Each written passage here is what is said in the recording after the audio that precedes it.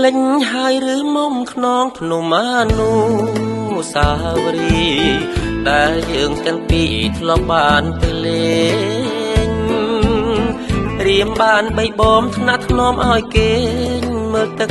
ថ្លាឆ្វេងអូនស្ដាប់សាប់ភ្លេងធម្មជាតិរវើយ Green Season គឺជាឱសថជួយឲ្យជីវិតយើងមានអារម្មណ៍ស្រស់ស្រាយខ្យល់ដកដង្ហើមល្អអារម្មណ៍ល្អ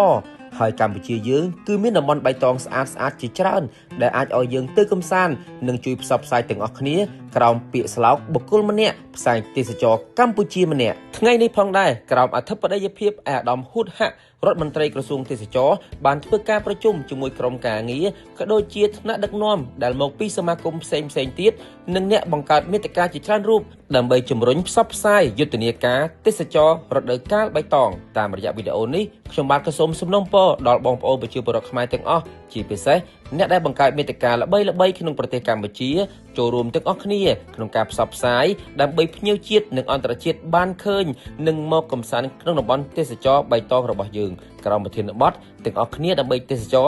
រដើម្បីទាំងអស់គ្នាក្នុងភ្នំអានុសាវរីយ៍លំអងនៅភារយលើបុស្បារីករះរហងត្រចង់គប់នេត្រាសូដូចស្នេហារៀមនឹងថ្លើមថ្លៃ